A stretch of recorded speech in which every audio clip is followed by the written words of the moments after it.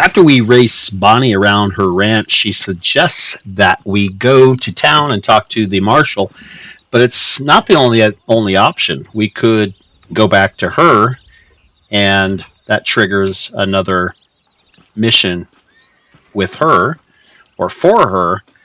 But here I decide I'm going to jump on my horse and go ahead and ride into town. Since she suggested it, I'm going to go ahead and follow up on that and try to stay true to the story. So these videos are going to be just the mainline story missions, not all the side things. So as I play the game and as you play the game, you will trigger all kinds of stranger missions and side missions and treasure hunts and challenges to do all these great and fun, exciting things that make the game what it is. Really rich. Just between missions, you can take a break and go pick herbs in the desert and try to be a survivalist, and or go hunting, go exploring, look for treasure. So many things. Go talk to strangers. You can try to save people that are being robbed or kidnapped. There's so much going on. But there's too much for me to even try to capture any of that on video. This is going to be the storyline going through Red Dead Redemption 1. And so here we're in town, and you can see the M on the map here for Marshal, Sheriff. And so this triggers the political realities in Armadillo. Political realities in Armadillo, and we'll find out here in a second why it's called that. So he comes into the sheriff's office and he sees a prisoner behind bars, and he sees who he thinks is the sheriff sleeping on a spare bunk, and talks to him like he's the sheriff. He quickly finds out that doesn't seem to be the sheriff, and this young deputy starts to kind of give him a lot of crap.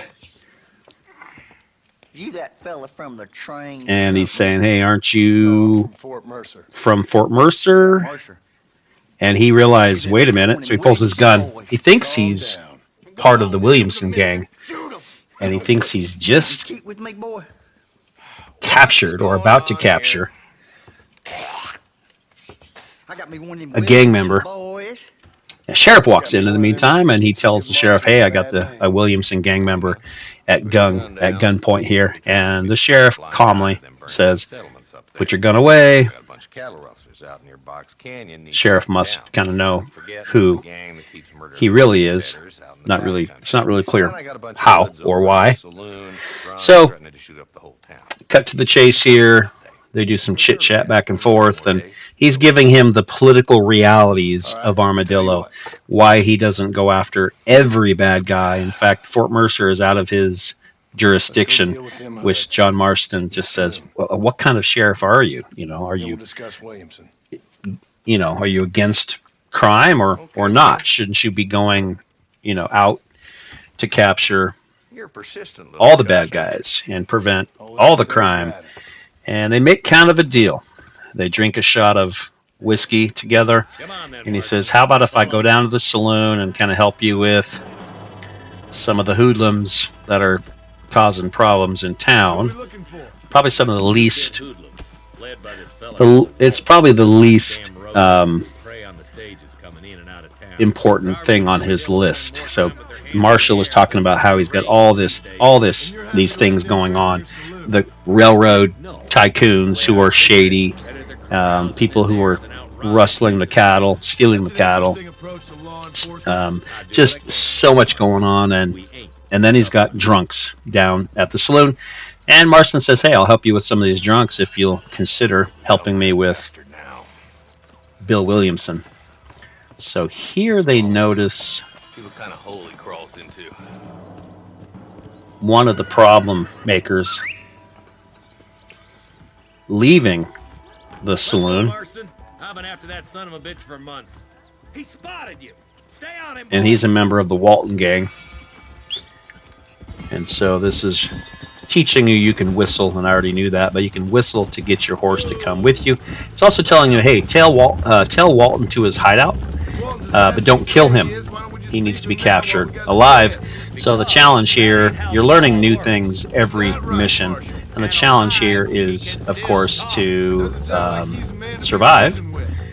There might be some other bad guys that you can take out, but when it comes to Walton, you need to capture him alive somehow. And at this point, I'm thinking, I should have bought a rope. Maybe I could have lassoed him, but if he has a gun, that's not going to help. I'm going to have to aim for his legs or take out a kneecap.